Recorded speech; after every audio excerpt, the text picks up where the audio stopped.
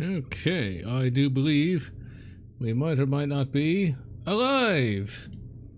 And if we are, then that means it is time for some more TitanFall 2, aka Mechie McMeckenstein, or better yet, MechWarrior 5 EA edition. It's kind of amazing. I'm actually playing a crap ton of EA games, ladies and gentlemen. I'm surprised I'm actually doing such a thing, but, well, EA, while they certainly are a very, shall we say, skeevy company, some of the games can actually be halfway decent, such as Jedi Fallen Order. Although, Jedi Fallen Order, while not bad, is very, very heretical. I mean, like, the heresy is real, ladies and gentlemen.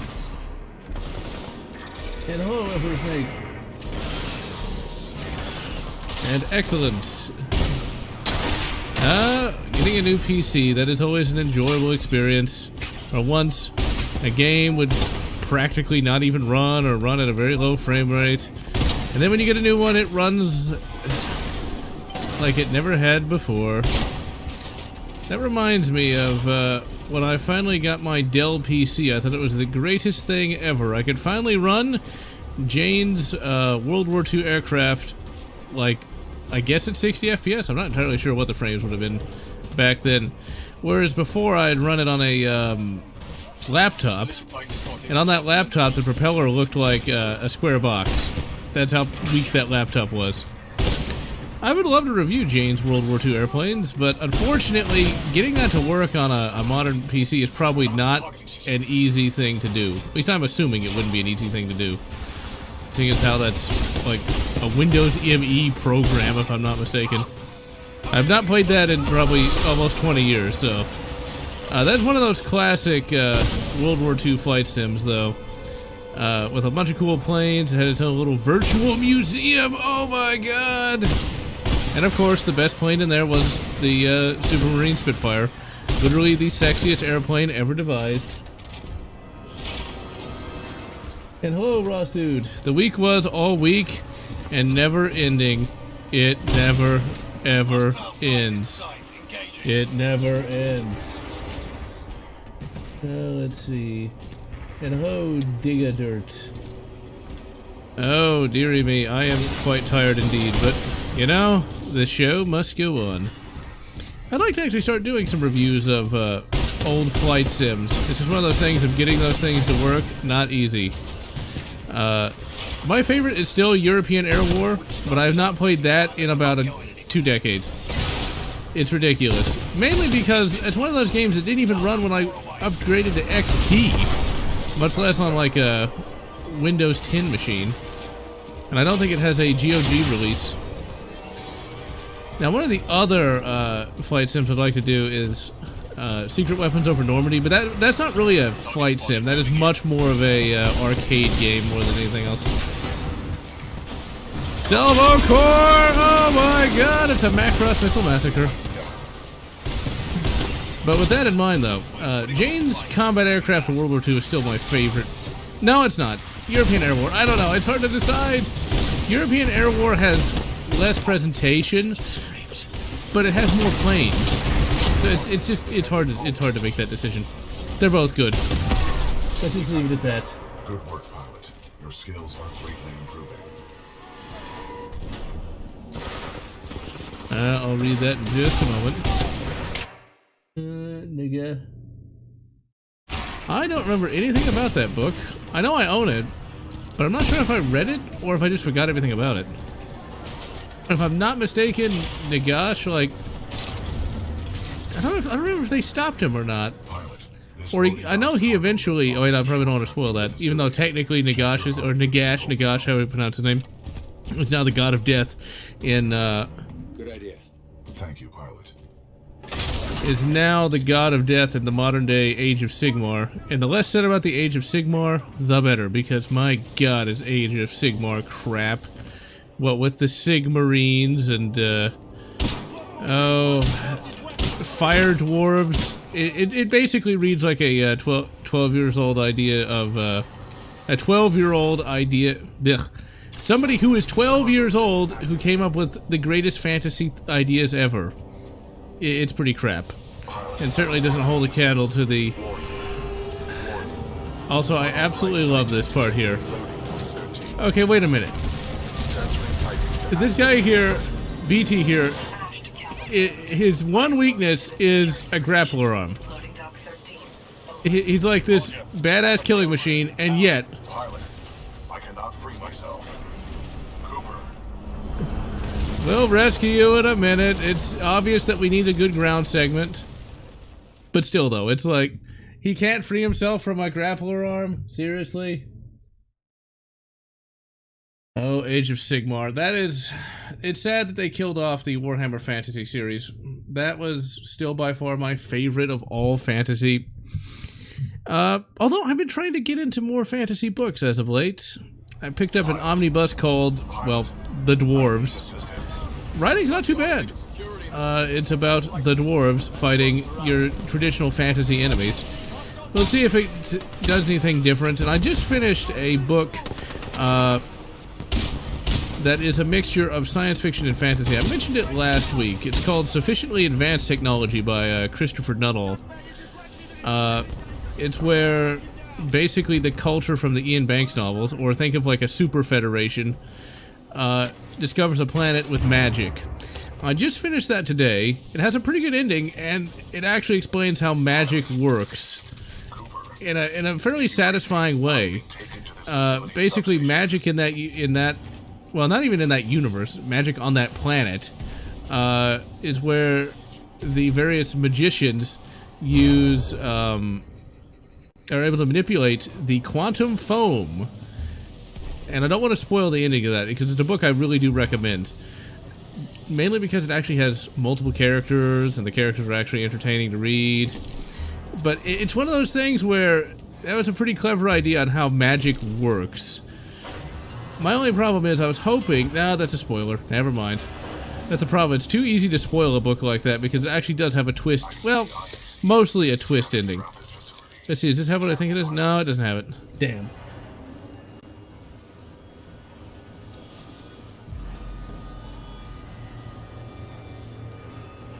Today was okay. It was just another long, long day. And currently trying to finish up Medal of Honor Frontline. I took a break on editing today since I was going to do the live stream. A pitiful assignment? Well, it looks like you shouldn't have left Space New Brunswick. Wait, no, that's not Australian. Well, whatever. Now, I gotta admit, this is a pretty neat little level here. I mean, it's very impressive with how just giant everything is. This is like something you'd find in Warhammer 40k. Ash, that place is not your bloody playground. I'm not paying you to be clever. Scuttle that place if you have to, eh? Let's go. Okay, right here. Scuttle that place if you have to. I'm thinking to myself, do you realize how many trillions of space dollars it would have to cost to build a facility like this? And you're gonna scuttle this billion, trillion, gazillion dollar facility to kill a guy. To kill one guy. That's it. A guy. Alan Guy. It just seems really, really dumb to me.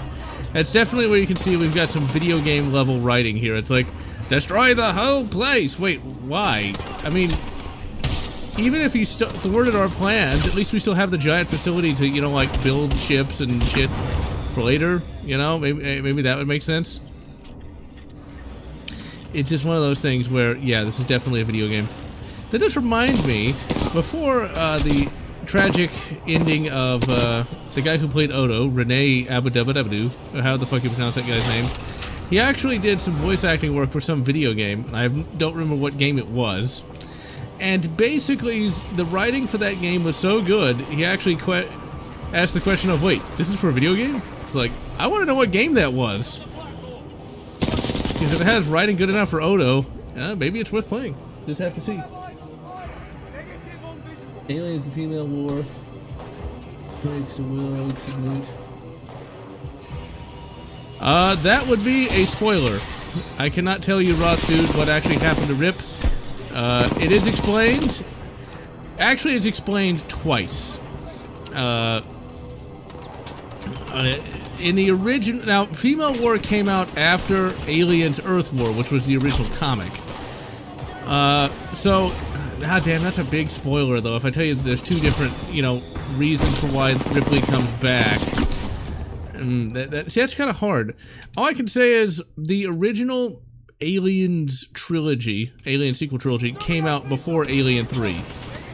So, originally, Ripley was supposed to be alive. And how she's alive there, that is something you'll just have to read about. I do intend to review Aliens: The Female War somewhat soon-ish. It's just getting time to actually get a script written for that. I have to say, though, the book is slightly better than the original comic. A lot of things make more sense. The only problem is when the Aliens novel series transitions from the original comics to the sequel comics, they never really explain what happened. Whereas there is an explanation in the comics. For those who don't know and have never even heard of the comic, well, for one, the comic that links female war with aliens genocide is the rather unimaginatively named Aliens: The Alien. And it's a very important comic, too. I didn't read it until years afterwards. And it's like, oh, so that's what happened. So, as of Aliens: The Female War, what you have is Earth is inundated with xenomorphs. There is a reason why there's no xenomorphs on Earth, more or less, in Aliens Genocide. But there is no explanation of what happened to the engineer, or as we used to call it, the jockey alien, that was orbiting Earth and trying to take it over. There's no explanation of what happened to that guy unless you read Aliens: The Alien. And I don't really want to spoil that comic, but I will say this, though. In that particular comic, we finally get to see that there's more than just the companies controlling Earth, as we actually get to see the president of actual America, because apparently the nation states exist again. Ooh, do we have the M1A? Oh yeah, we got the space M1A! Okay, ladies and gentlemen, it's the future. And we still have the M1A. Why does this still exist? Hopefully, the M1A here is actually forged instead of cast. It's got forged space metal. It's like Mjolnir. It's made from the heart of a neutron star. Oh wait, he's got that shield up. You bastard!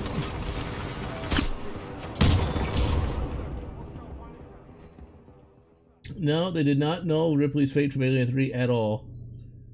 You know, I have not watched Transformers Prime enough to know how dark that could actually be. I just know they kill off The Rock in, like, the first episode because they couldn't afford him, which makes sense.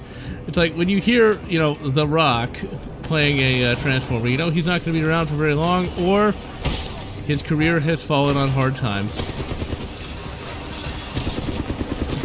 That is not a good idea to charge a machine gun nest, because that will certainly end in your death. That is for sure. Oh, but yeah, one of the things I didn't like about, well, it's not a matter of not liking, it's just kind of cringe about that Sufficiently Advanced Technology book I mentioned earlier, is Christopher Nuttall. I don't think he's a perma-virgin, but I gotta say, he must not know much about the sexy times, because there's actually, there's a line in that book, and it was extremely cringeworthy, I might add, where two of the characters have the sexy time, right? And Nuttall refers to that as bedroom gymnastics. That's a common thing that used to be seen in media, which thankfully isn't, because I gotta say, having enjoyed the sexy time, that's not really gymnastics, and if you're doing gymnastics, who are you doing it for? The only logical reason I think someone would actually call that gymnastics is if you're trying to make some sort of film, because the stuff you see in the prawns is designed specifically for actually looking good on camera. That's not what you would actually do in real life. So I just don't know where Nuttall got that. It's just like, really, Nuttall? Seriously? Seriously? Decepticon, the human villain that both die. Who uses brand? That's for the Decepticon. Oh my god! Well, something like that happened back in G1. They gave the kid, whatever the fuck his name is, a Transformers body for some reason. G1 was weird. Like, that was definitely an 80s show, to say the least. they got away with a lot of strange crap.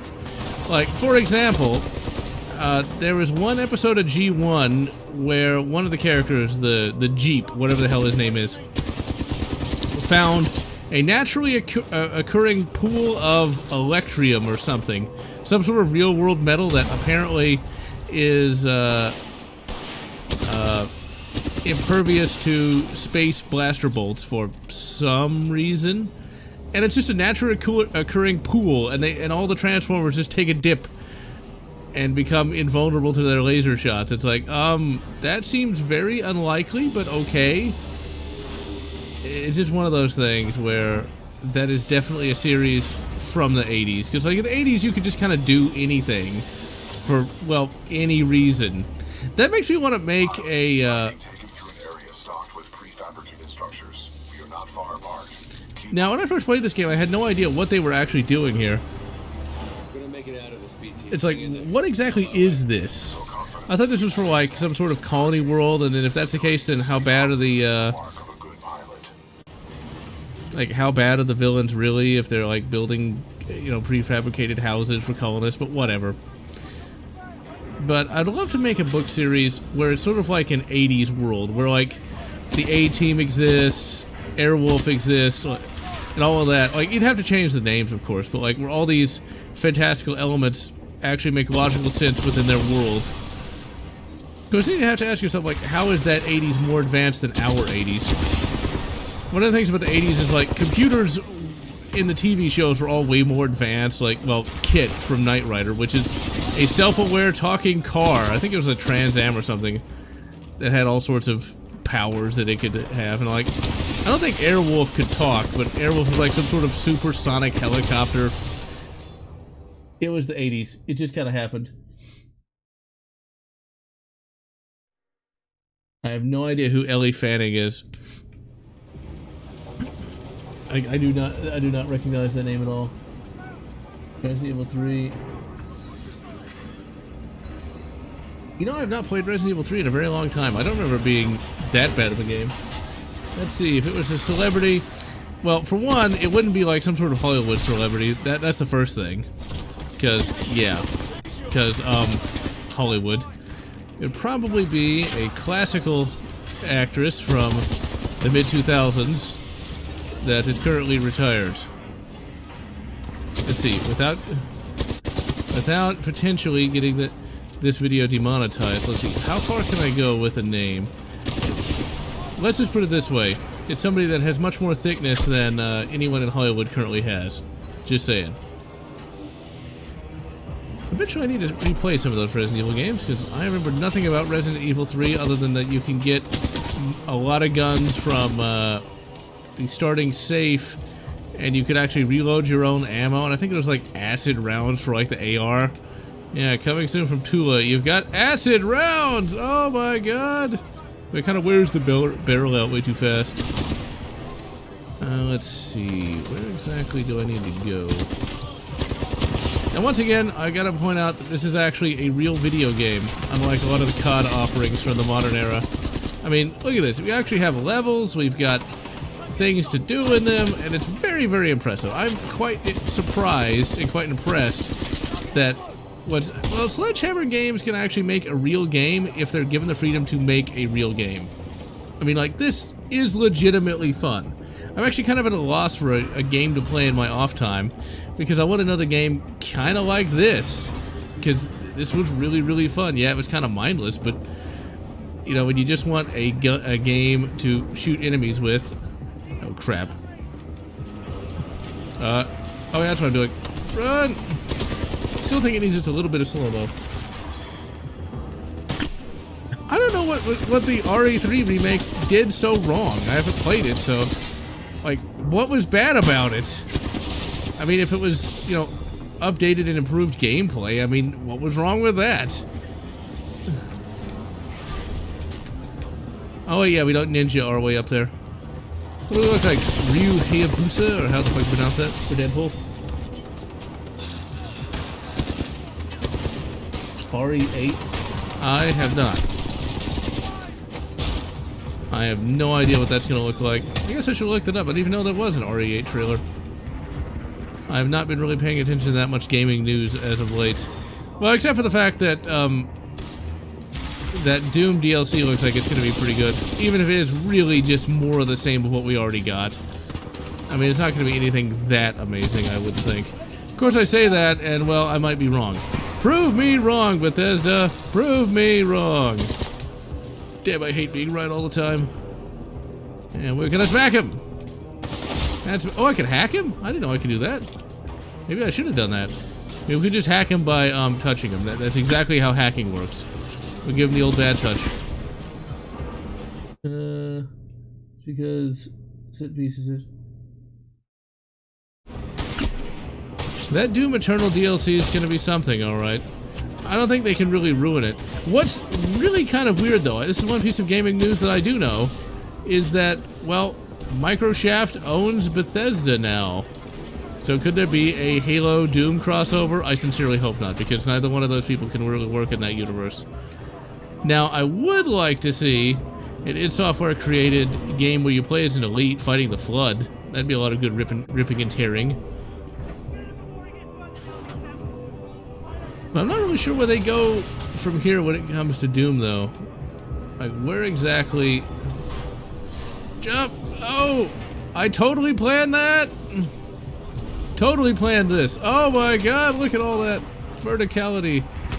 I totally planned to do that. It was like, I planned it from the start. Now, I know we're supposed to go over there, so I might just stay on this little house here. Yep, that's what I thought.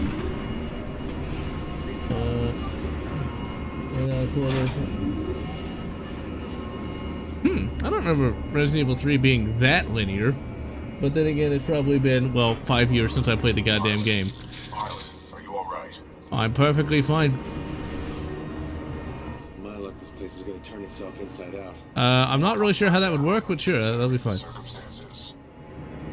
I mean, you see this giant factory here. I mean, it probably put to better use, you know, producing weapons or robots or something.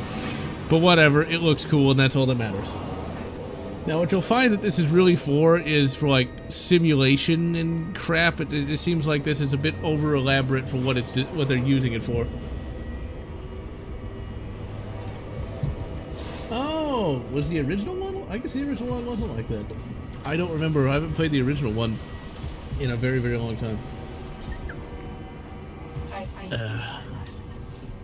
I admire Ash Williams! if only I am the infantry. Oh yeah, because that's really going to make your troops have a lot of morale, who'll be willing to die. Oh crap, no. Aha! It's like I know how to play the video game. Now, this part of the game here really impressed me, because this reminded me of a little one-off game that came out, I don't even want to know how long ago, called The Wall, where you had to climb up this, like, endless wall. And it was, like, really kind of creepy. I think LGR did a video on that. That's how I discovered it. And it was a really interesting little indie game. And this is kind of like that, only, well, actually I'd say it's kind of like that. I'm not going to say only not as good. I mean, for what this is designed to be, it works remarkably well. And how many other games let you wall run on a giant wall made out of random crap? I mean, this is actually legitimately imaginative. I mean, that's something that you really just don't get to see that much all too often. Okay, come on, keep running. No! If only I had like an actual jetpack instead of wall running, but a jetpack wouldn't be as cool. Oh crap, I'm gonna die. Yep, there we go. Bye-bye. If you're gonna play the original Resident Evil games, I would highly, highly recommend using EPSXE. You know, I get it that people like to be very traditional, but, you know, all I can say is those save states really make those games that much more playable. Just saying. Typewriters are great and all, but being able to save states, it simplifies things quite a bit. That's one of the minor issues I'm having with Alien Isolation. Because I'm recording that before October even starts, and that game is way more difficult than I vaguely remember. I never actually beat it back in 2014, and playing it now, it is a very difficult game, but I gotta say, I gotta say, I'm very impressed by it. If I had tried to beat that back in 2014, though, I would not be praising it as much as I am now. Because I had way... Oh, crap, crap, crap! Haha! Because I have a lot more patience these days than I once did, that is for sure. You made it all this way alive. Unfortunately, there is one way out. Oh, gonna be doing the old trash talking, huh? Why would I just listen to what you were saying? Like, seriously, you're the obvious bad guy. I mean, anyone named Ash has to be an asshole. Oh, I died again. Step on to the platform. And hello, X, Frog, and all the rest of the letters. Well, Alien Isolation really does horror quite right. I mean, when it comes to the Xenomorph, I'm still very early game. That thing is creepy because you can... Once you get the motion tracker, you can generally know where it is. But with the way that game is set up, I've never actually been startled as much as I have when playing that game. Because, like, you just never know when you can actually trigger something. Or those goddamn androids. You miss one of those bastards, and that's almost a one-hit kill.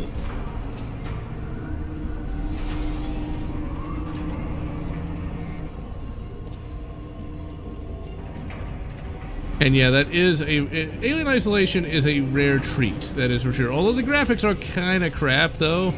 The people definitely look like action figures, just saying. And then playing, I did play the DLC, surprisingly enough. And the DLC renditions of, or the 3D model renditions of the original Alien cast. Ugh, that's some uncanny valley right there. They did the best they could. They did okay. Well, the Working Joes are creepy enough, but what they actually... Listening to them muttering is pretty creepy in and of itself. And they're actually legitimately scary because you can't kill them.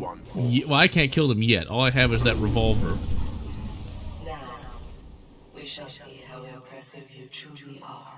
You know, Ash, if you just, like, blew this, like, place up, we'd all... I'd be dead, but whatever. Then we wouldn't have a video game, though, would we? But yeah, those Working Joes, you know... You can't really hurt him with that revolver. I thought you could. I walked right up to one and just started trying to blast its head off. That didn't hurt it. And then they just grab you by the neck and kill you in one hit. There's also no health kits that I can find in Alien Isolation. That must be very rare. It's not like you really need them, though, if you play it right. One of the things I'm going to have to mention in that review, though, is that that is not a stealth game. I approached it like a stealth game and died a lot. You actually legitimately have to run, which I think is a really cool idea. I mean, it does mix stealth and, well, kind of a running simulator into a very... It's a very nice package, to say the least. Let us begin. I do not really play any multiplayer games these days. And yeah, the environment looks great, but the 3D models for people looks pretty crap.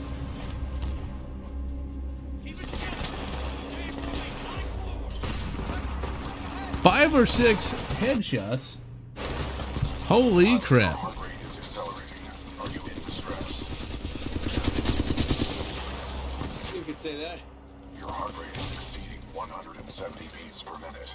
If possible, you should find a place to rest. Or, you know, dude bro, you could probably lay off the Big Macs. That probably didn't help either. The Space Big Macs. Secret sauce is literally human brain. Wait, no, we don't want to say. It's like, I don't know why he'd be more stressed out now. I mean, we're just fighting random robots. I mean, it's not like these guys are that hard to kill. Now, if I had a rocket launcher, this next boss enemy would be easy enough to kill. Actually, wait, so we don't... Yeah, all your various militia members are just going to be completely slaughtered if you try to fight out here. Because these guys take a crap ton of hits to take down. Say hello to the Space M1A. Run, run, run. Pilot to Titan video feed reestablished. Cooper The fingerless gloves, they do nothing. I saw them being loaded on the assembly line. Your tactics are impressive. Oh, my tactics of shoot everything in face? Well, I guess that's pretty good. I mean, you know, Sun Tzu, you know what he says? You know what he says? You grab 2 of every animal, and you beat the crap out of them. I assume he said that. I could be wrong, though. Run, run. Oh, crap, not those bastards. Come on. Good cover. Yep. And this is why being able to run really, really fast and having power armor works so well. I mean, realistically, Master Chief from Halo should be able to do everything that I'm doing in this game, because that is how maneuverable he should be in Mjolnir armor, and that's how fast he should be able to run. With some of the Spartans being even faster than that. Well, one that we know of. Who's actually still alive, believe it or not. One of all three of them.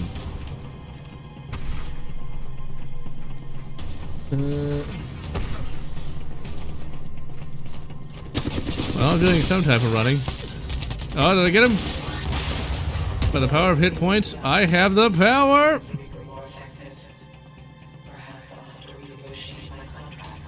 Well, I mean... This is taking longer than expected. You should have died by now. Hubris. Thy name is Ash Williams. Also, you know this person's an asshole for having a really stupid-looking mask. I mean, seriously. This person clearly has, you know, a massive amount of low self-esteem. Just saying.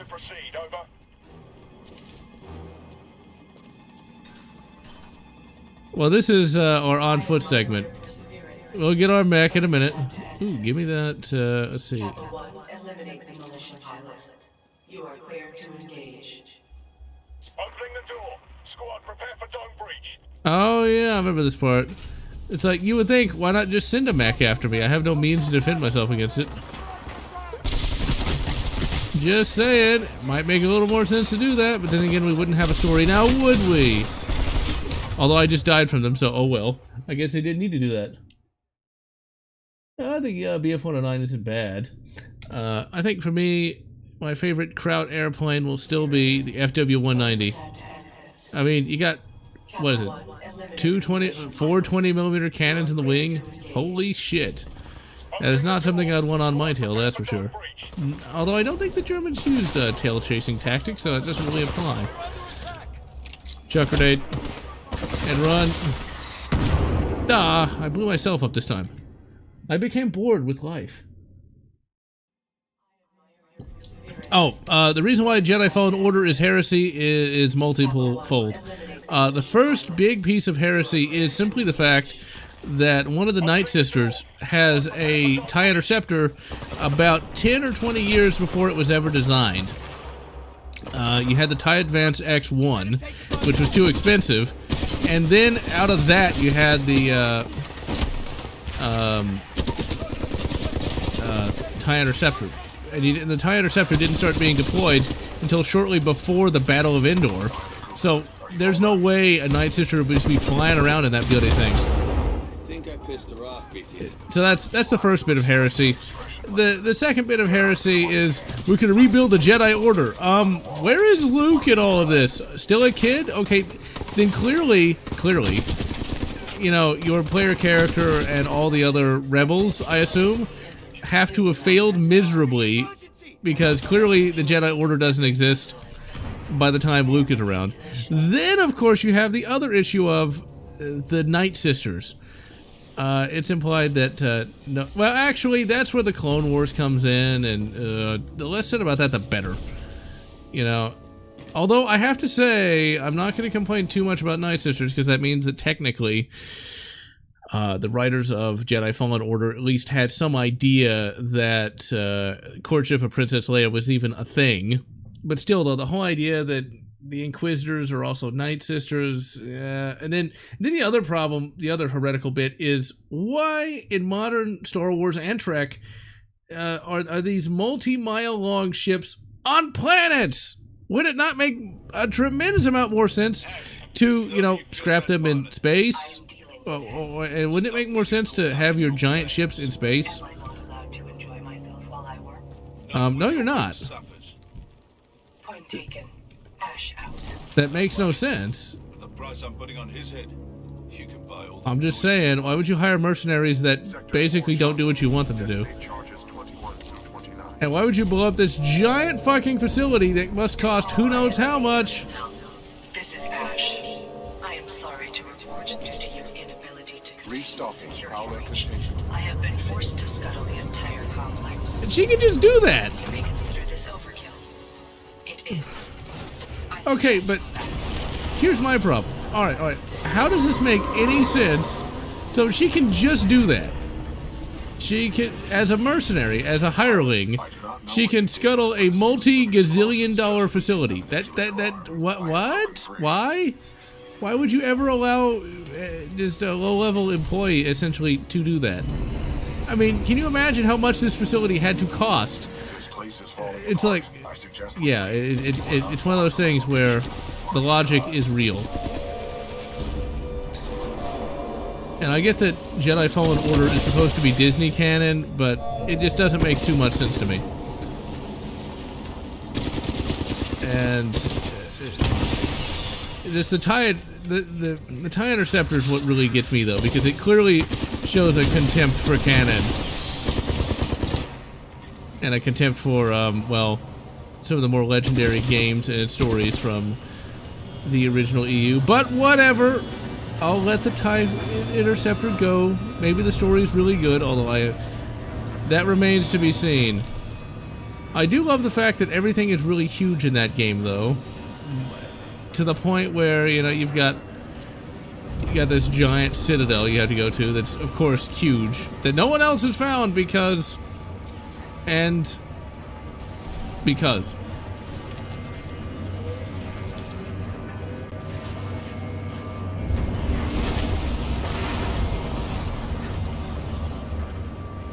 I would say that Jedi Fallen Order is worth playing. I mean, it is fun so far. It's like Dark Souls Star Wars Edition to a degree. Oh crap, I'm gonna die, no! Haha! It is in many respects Dark Souls Star Wars Edition, but surprisingly enough, it gets it right. highly dangerous environment. I suggest you embark on Well, then get the fuck back here, BT. Don't run me over. transfer controls to pilot. Oh, Force Unleashed. See, I will actually allow Jedi Fallen Order to be heretical because I don't really care that much, seeing as how it's Disney canon. I absolutely loathe Force Awakens. Not Force Awakens, Force Unleashed, whatever. It's about as bad as that to me. Because that's when the EU still existed, and it is bullshit. Bullshit, I say. The second I saw that bastard pull down that Star Destroyer, I was done. I was done with that. It makes no sense for that random idiot to be able to do that. This guy we never heard of before just so happens to be even more powerful than Luke and Vader combined. And he has to be able to do that. And then it brings up a lot of logical questions. Like, okay, if random bro dude can pull down a Star Destroyer from orbit, then why can't Vader stop the Millennium Falcon by using the Force? And don't give any crap about the fact that, oh, he's diminished in power. If he is, why doesn't Palps just kill him? And then why can't Luke do it?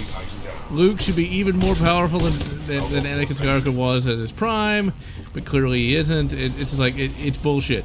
It is bullshit. It is crap, I say. And I never even beat that game. And I'm glad I never beat that game.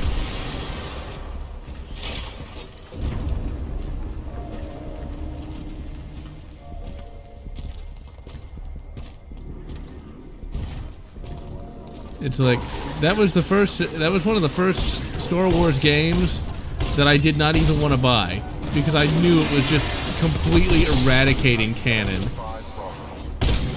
And I was not going to be a part of it. That was the other issue of, after the Clone Wars, oh yeah, here's all these Order 66 survivors that clearly didn't do anything because we never saw them, never heard from them, never knew about them. And they just were alive, apparently. They were doing that as early as Galactic Battlegrounds did that, where there was a random Jedi survivor. And that's just one of those issues of... Does she have... Like, she's killing her own people, and everyone's just okay with that. Put a high price on your head, pilot. Dead or alive. That makes you worth something to me. I didn't realize she was mostly a robot. She's mostly a machine. Twisted and evil. Although still, Ash just seems kind of hilarious. It's like, Ash, It's like she'll turn you to ashes. Like, oh no, not Salvo Core! You scared too easily. I don't really know why shooting a shitload of missiles at you makes me seem scared. My name isn't actually Will, though. I'm not like Will Wheaton at all. Oh, BT, relax. There's plenty of random power-ups that just so... You know, I get it. You're trying to be all Animu. But you know what? Smashy smash... Hey, you ruined my Smashy Smashy. Oh! Oh, that was juicy. Commander showing up in spin-offs. See, that's one of those aspects of the early Star Wars comics that they got right. They did not really have Vader attacking anybody, and he was more just working behind the scenes. And there's one really good scene in one of the Han Solo books where Vader shows up and like Han is just straight up hiding from him because Vader's power level is just that high compared to him. My biggest issue is Darth Vader is not, he's not that entertaining of a character outside of his original role as the villain. Because the more we see him just slaughtering everyone, it kind of makes him less redeemable. That's why I think that having Anakin Skywalker killing off all the kids was not a good idea. Because it's like, okay, we're gonna redeem that guy. He gets to go to Jedi heaven, huh? Sure. Let's see.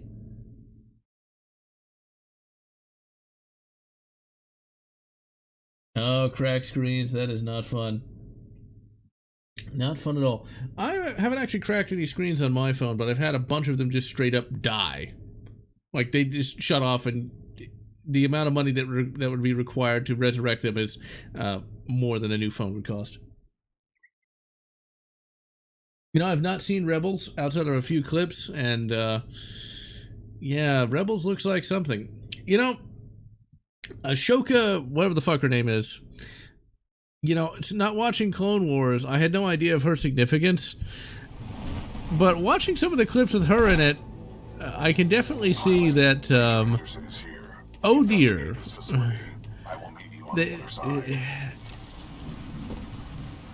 Don't get captured again, BT. I will avoid all shortcuts. Oh dear. Not because she's that bad of a character, at least from what I've seen. Oh yeah, this is where the game actually gets really good. It's like, we've got time travel. I thought there's just gonna be generic military crap. Instead, it's actual, like, science fiction. It's like, oh my god, we've got real sci-fi? Whatever next. This is where the game gets really good. I'd actually go as far to say that this is actually an Alpha Prime kind of game. Even if it is kind of bullshitty, it's like this temporal stuff is just happening, and we're protected by our fingerless gloves, apparently. I advise caution until we have further information. By decisively neutralizing the militia forces, we will in fact safeguard the existence. Yes, pilot, may I help you? He just so happens to see me there, huh? But yeah, it's like, the time travel stuff is a little bit bullshit, but I like it because this shows the developers actually gave a damn. This is actually, you know, a legitimately science fiction based first person shooter. Also, there's a little incidental stuff going on in the background. You know, he's an asshole because he's Australian. Wait, no, that's not fair. But it's a really cool and very imaginative, especially for an EA game. I'd actually go as far to say that Titanfall 2 might actually be more Alpha Prime than not. I can definitely see myself playing this game like once every couple of years and still enjoying it. Because it's still legitimately fun, and it actually has a story that it stands up to multiple playthroughs. What happened to everyone here? Their bodies have aged unusually. However, some show signs of And space, dragons, I guess? Hopefully Anderson's alive. Anderson is a veteran SRS pilot. He has survived multiple covert missions within enemy territory. We're about to have a plot twist here. He's not. I mean, wait, no, None no. of these remains match the genetic profile. Let's not spoil it too badly. He may still be alive. Yeah, he's over here. Check the main Oh, wait, can I actually do a sequence break here? But unfortunately, I my can. chassis will not fit through the door. You know, BT, you might consider losing weight. Just saying. That way you might be able to fit through the door, maybe a few less Space Big Macs. One thing that's kind of annoying is in my first playthrough, I had a bunch of heavy weapons thinking I was going to fight Titans. Heavy weapons did not work, and I died a lot to that one buster right there. And it looks like Isaac Clarke is dead.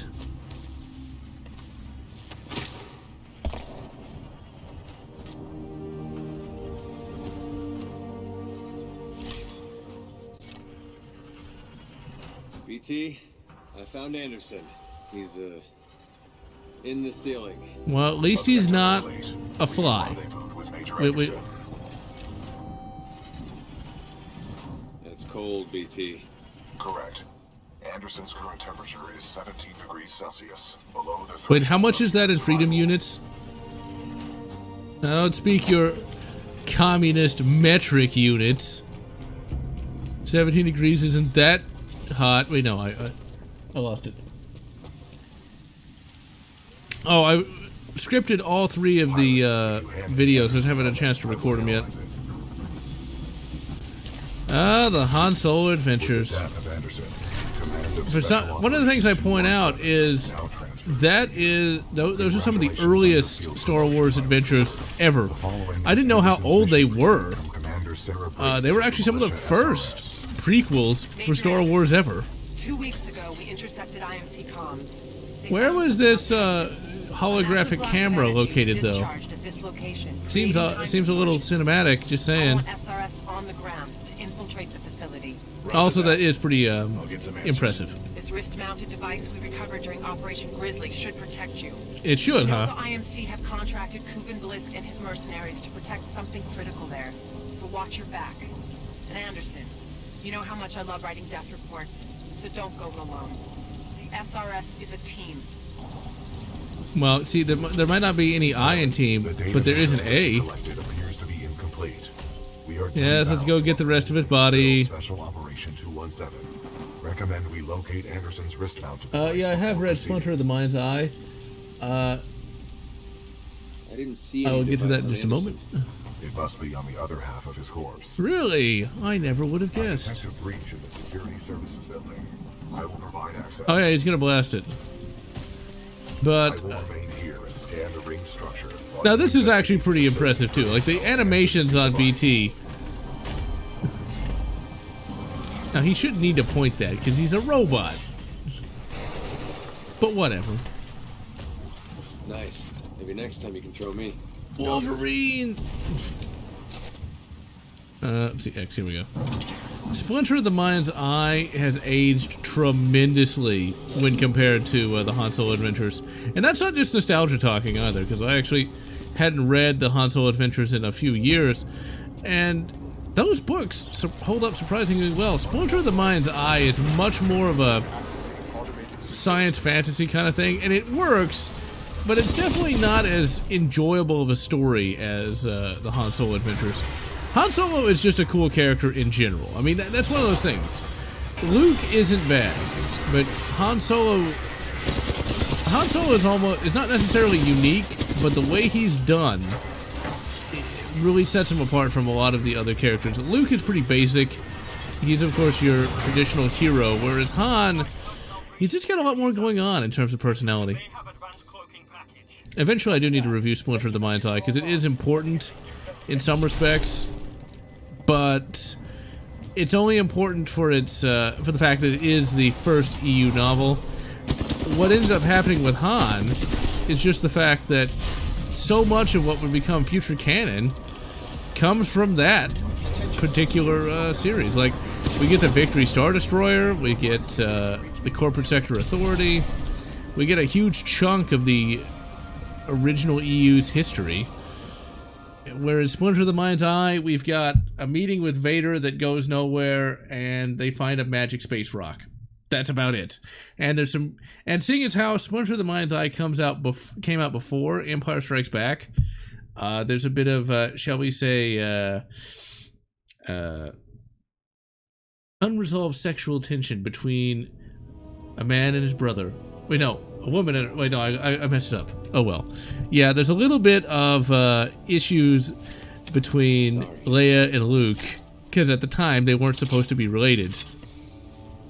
But even then, ignoring that, the book just isn't that great. I read it once about 15 years ago and never had any desire to reread it. So we can just time travel. We can just do that. Probably don't want to time travel directly into a fire, but whatever. Cooper, I have transferred some of my AI functions into your helmet in order It's to like, permit communication across time shifts. Wait, how exactly did you do that, BT? I mean, like, seriously, is that, you were just designed with that? Also, we are basically ruining time here. Like, we are just destroying the space-time continuum. We are shooting the space-time continuum in the face so badly. I mean, like, I cannot even imagine. Like, the time police are literally going insane right now. You know, Captain Braxton, he's just like, oh my god, please stop. I don't even know how to start to fix this shit. It's like, you thought Janeway was bad. You thought Janeway was like the ultimate time criminal. Oh no. Bro dude here, he makes Janeway look like a fucking saint. Oh no, don't fall in the fucking flames, you idiot. Like, we're literally tiptoeing on the grave of time. I could fight that. Oh, I did fight that guy. Oh well. It's like, my god. It's like, it's just too funny to me. It's like, I feel bad for poor Captain Braxton, though. I mean, like, no wonder he went insane. I mean, imagine trying to fix all of this. Also, I love the fact that I can travel through time with something the size of a wristwatch. I mean, because that makes sense. I guess it's the fingerless gloves that allows you to, you know, not die from the horrible release of radiation. At least that's what I mean, fingerless gloves, man, they protect against, like, everything. I mean, who needs a hazmat suit? Fingerless gloves, that'll do it. Transformers Prime, zombie Cybertronians. I did not know. And yeah, Splinter of the Mind's Eye was supposed to be the low-budget sequel.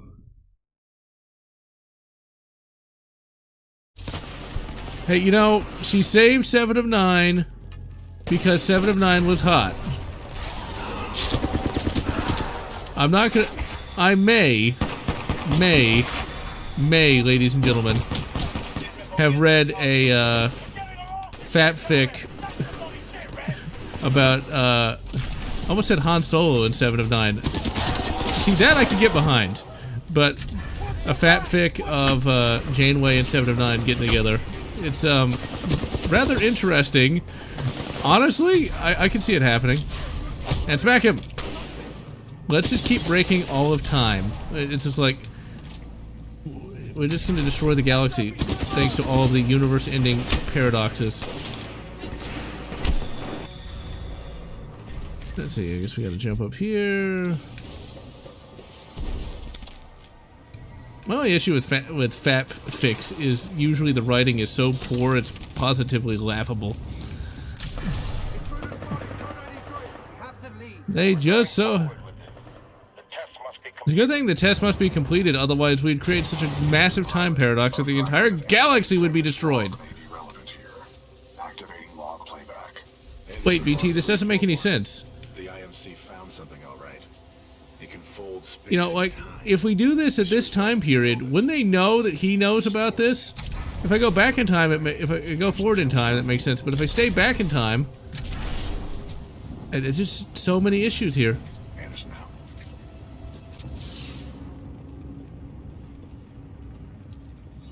Oh, the Fatfix, ladies and gentlemen.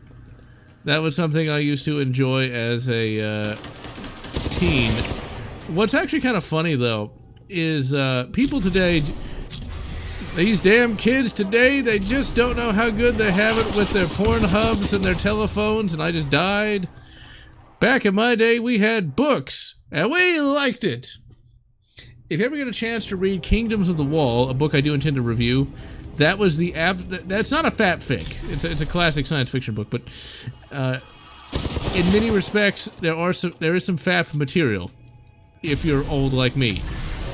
Because there is some sexy time that happens in that book, and when you have no access to the internet outside of dial-up, well, you know what? You leave a bookmark for the fun times.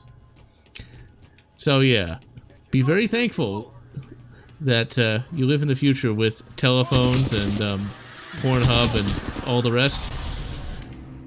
Otherwise, you'd have to be bookmarking passages in a book. But hey, it worked. Got the helmet. Oh, got it. No. Ah. Test the arc's power now. We may never have another chance. What?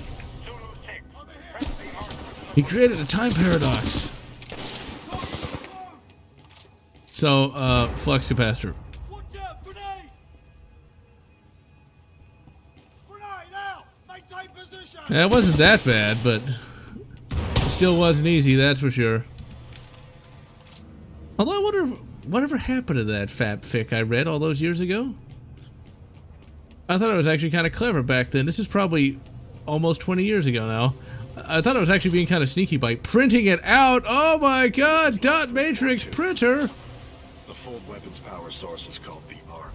The Arc, of course. But no, wrong game. Doesn't look like they'd perfected the casing. How do you know that? How can you even know that? This is the first time you've seen this. The Arc must be somewhere else. Uh-huh. Anderson out. Yeah. I'm glad he just knows that for some reason. It's like he just senses it. He has the arc sense. His arc sense is tingling. His arc's fatalis. Okay, that. Or I could just do that. I have actually forgotten what I was supposed to be doing here. I got too busy talking about Fatfix.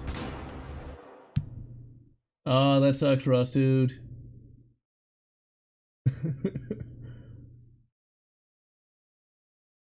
History Channel Vikings. See, that's one of those things where I don't really... Ironically, these days, I don't really like it when there's, like, any sort of, shall we say, prawn content in, like, a TV show or a movie. Because I see that as completely unnecessary. I mean, especially when you can just, you know, go on the old prawn hubs. I mean, why bother putting it in there? And the reason I say that is, if you ever want to watch something like Game of Thrones with, like, say, a family member or something, that gets really awkward really fast. Oh, crap. Okay, I need to heal up. That's the other issue of, like, with Predator. That issue is most prevalent with Predator 2. Oh, come on, you bastard. Like with Predator 2, there's that wham, random sex scene. It's like, that's of course, that's not awkward at all. That's not uncomfortable. Honestly, I didn't like the Vikings show on the History Channel. I found it to be kind of dull. I mean, I like the dude that played Ragnar, whatever the fuck his name is. Ragnar Lothbrok, that's his name. I mean, you know, when you're a Viking, you gotta have a cool name like that. You can't just be called Floki or something. But, I like the guy who played that character. I really liked him in World of Warcraft, but that's one of those shows where there's no real hero guy, and it's hard to kind of root for the Vikings because, well, they are going a Viking and killing innocent people and stuff like that, and after the first season, I had no desire to watch any more of it. Okay, and we're gonna smack that robot because we're gonna be cruel to machines. Why? Because in the future, nothing works. And if it does work, break it. If it ain't broke, break it. Words live by when it comes to meatloaf. Okay, we blast through here. I remember this particular part of the level. This is a very strange way to set this up. Just saying. I mean, come on, people. What is this? Why would you design this like that?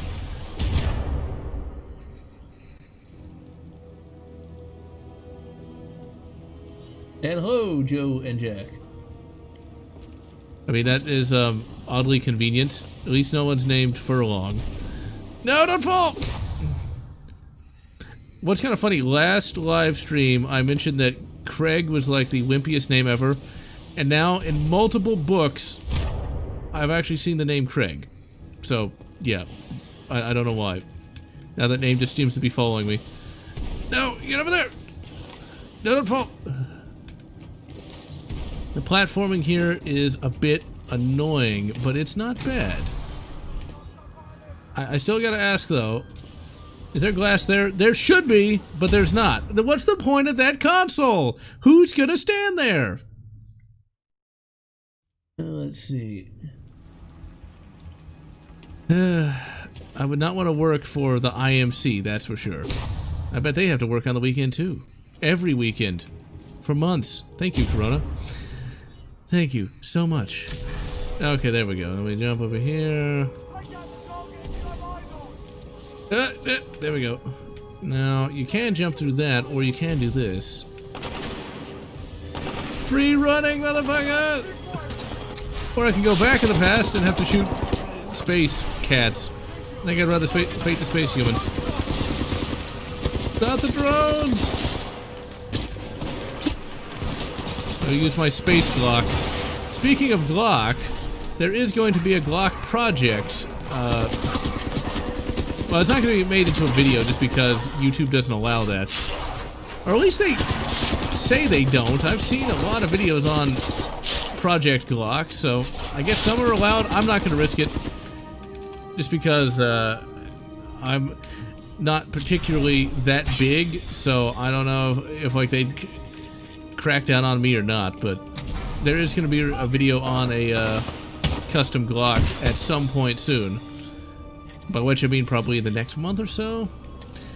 It just depends on when I get the parts and get time to do any work on it. But expect to see that soon-ish. The first gun reviews are actually being pushed until probably November, just because I just don't have enough time to do everything, especially with all that endless overtime that never ever ends. Never ends. But I never really cared that much about Glocks, just because I always felt they were a bit overpriced for what they were. But, you know, if you build them yourself, they're not too bad in terms of price. But when I do the video, I'm going to mention that it really does come down to what it is you want to do with whatever Glock you acquire. What am I doing? I am an idiot. Why don't I go back in time? The timeline is real. I mean, this is how we get Star Trek Enterprise. Where the temporal Cold War is why everything is fucked up so badly. I will say that's pretty clever, though. Oh no, come on! Yes! Haha! I will say that's pretty clever, though, to explain why the continuity is a bit off. I mean, with the idea of the temporal Cold War, I mean, it explains every continuity error in Star Trek. You know, you could retcon Discovery and Picard by just saying temporal Cold War. And yeah, I'm not gonna complain about the Dosh, that is for sure.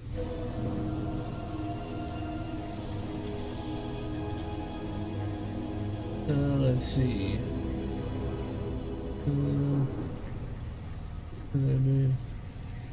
This is good.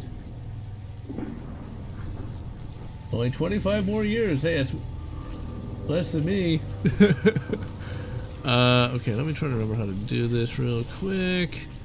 Yeah, I have heard that there is that retro Glock. I find that funny now. I don't think you could have done a retro gun pre-internet. I mean, now you've got the retro ARs, you got the... I don't really care to get a retro Glock just because I don't really see the point. Oh my god! Oh, damn it. This is actually a pretty neat little thing they did here, where you gotta quickly travel through time. It's like, there was some effort put into this game. Somebody who cared made this goddamn game. This planet's moon is a test.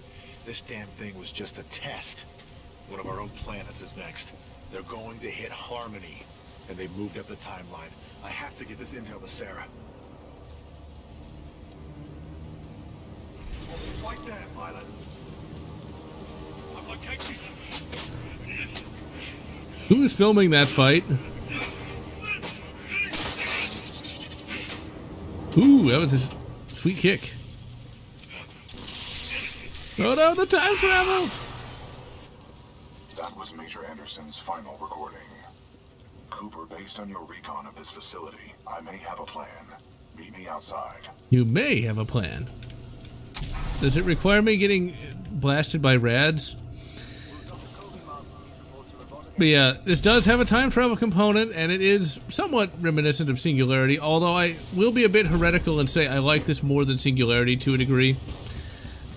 Singularity had a lot of really good boss fights in it, to be certain, but the gameplay in this just feels a little more refined than Singularity's did. Singularity gets kind of boring in places. This definitely has a lot more polish than Singularity as well, but that's to be expected, seeing as how this is an EA game after all.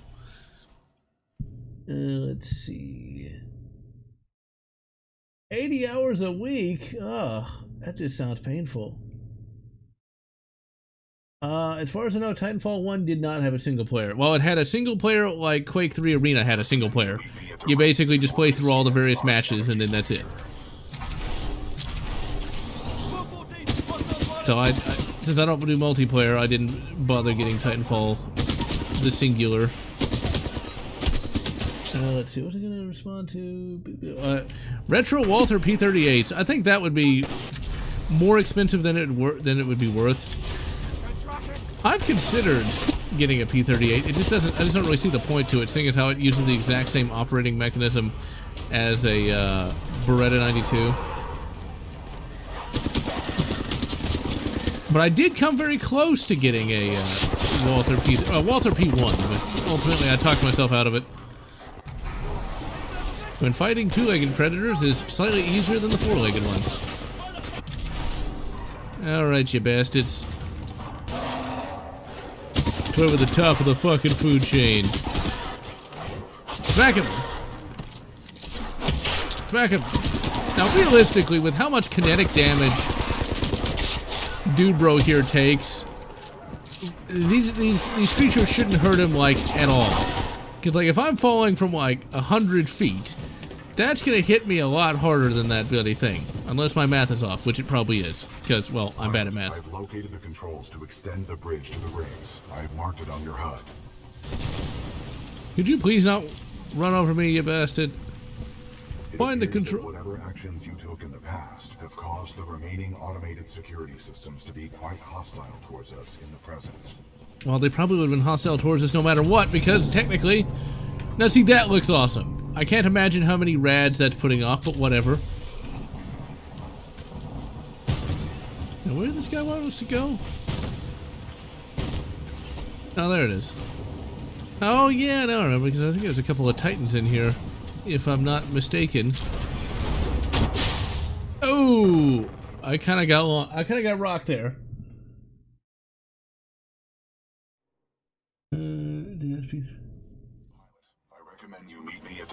In order to scan the Ark's energy signature.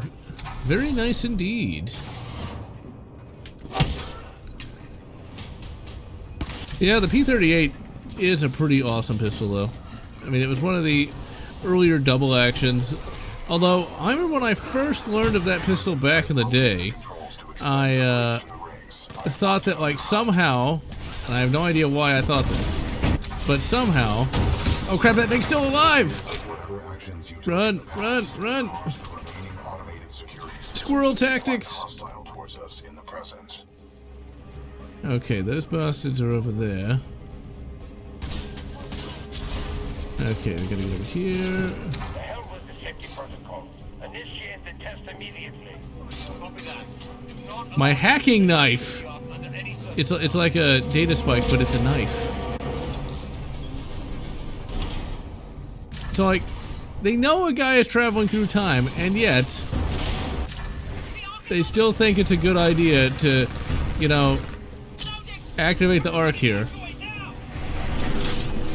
Now, I think what we're supposed to do is we're supposed to let that blow up in our face. Yep, there we go. And somehow we're okay. It's by the glory of the fingerless glove, dude bro is perfectly alright. Yep. See, don't you wish you had some fingerless gloves too? I mean, then you could do this. Now, you gotta admit, this is pretty awesome. But it's just like, you can't let logic get in the way of how, you know, he can do this with his fingerless gloves. I mean, seriously, if we can survive this, I don't think anything should be able to stop us. I mean, admittedly, you know, since it is a video game, nothing does stop us. But I mean, come on, really, this really does strain credulity. Now, look at this. I cannot imagine how much rads this thing is putting off. I can't imagine what this thing should be doing to Dude Bro here, and yet, what does he do? He just gets right up there and scans it like it was nothing. I mean, seriously, how much energy must this thing be putting off? He should literally be less than a crisp.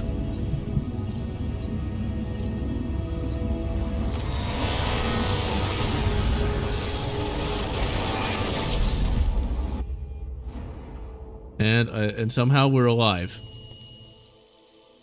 Despite, you know, literally looking at something that should have the power output of a couple of suns. The IMC intend to destroy the militia planet of Harmony using the full-scale version of this weapon. Why not throw some rocks at it? Our journey is far from over.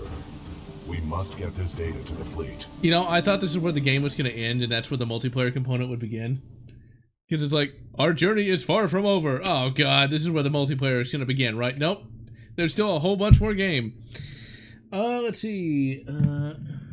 Well, he is a dude bro, and he does have his fingerless gloves, and I do not play sports games.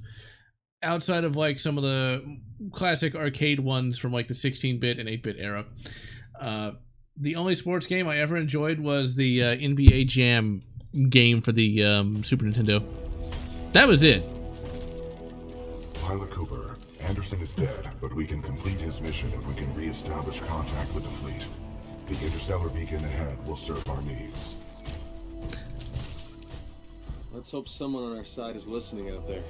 There is only one way to find out. We must uphold the mission. Yes, yes. Now, why were we not riding in BT when we're climbing a mountain where we could easily fall off? That's the better question.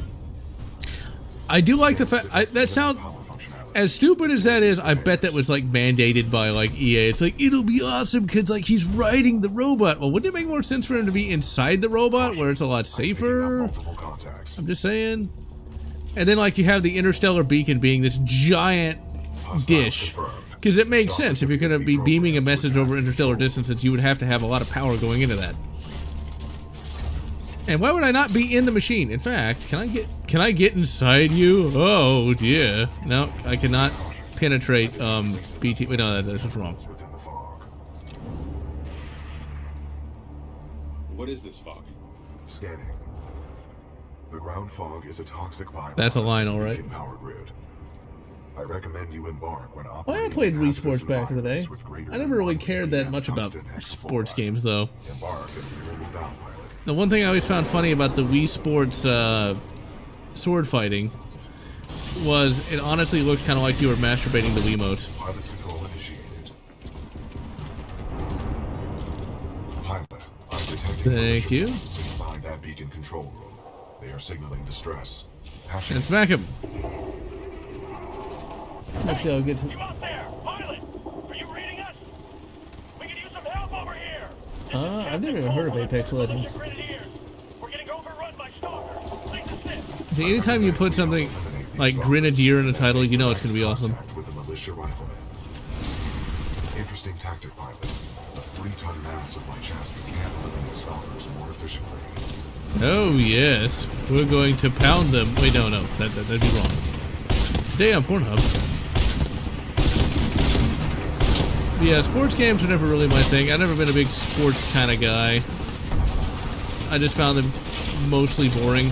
The only sport I ever liked was shooting, and that was it. That was the sport I was actually good at, and one I actually enjoyed. Well done. This victory has raised our combat efficiency rating. Oh yeah, because I just kind of ran over a few things. Truly, we are the greatest warrior that ever lived. That actually does remind me of a thought I had today. How well would Sergeant York do against a Predator? I still think Sergeant York would fucking take out that Predator. Just fucking brain him with a bloody 30-06 round. And Audie Murphy, oh dear. He could probably take on an entire Predator army and win. Alright. As soon as we get out of the machine here and get to the next, Captain, what is the status of the beacon? The power is shut down. We've lost all control of the beacon. We need something like this to jumpstart the system. Something like this. Can't you just say what it is? Arc tool. Function. Generates power up to 5 megajoules. Yeah, we know what it is. Can you repair it? Then why didn't you say what it We was? already tried. Sensors indicate another one in the substation, but it's nearly impossible to get down there. This place just ain't built for humans. Understood. Also, why are those screens so big? I advise caution while navigating this facility's substation. You must recover the arc tool. The arc tool, huh? Good luck, sir. That sounds a lot like video game speak. Just saying. Good luck. I get that this is a video game, but still. All right, ladies and gentlemen. Oh yeah, he also would dominate as well. And Simo, the Predator would be like sneaking around, and Simo would just, well, brain him with a 7.62 by 5.4.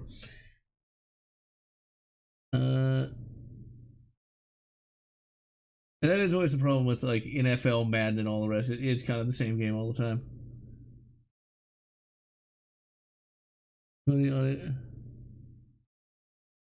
Well, Audie Murphy was just going against his type, I suppose. It's kind of fun. It's kind of weird to think that like a major war hero became a fairly popular actor. That's just something, you know. Well, actually, that's not true. I mean, you do see that on occasion. Like Adam Driver was a Marine. I did not know that at all. I just thought he was, you know, kind of a wimpy-looking Harry Potter knockoff. Once I learned that, I looked at him with a new respect. But in any event, Sly Marbo versus the Predator, that would just be unfair. But in any event, ladies and gentlemen, I've been going on for an hour and 17 minutes. I must sleep, and I will see you all next week.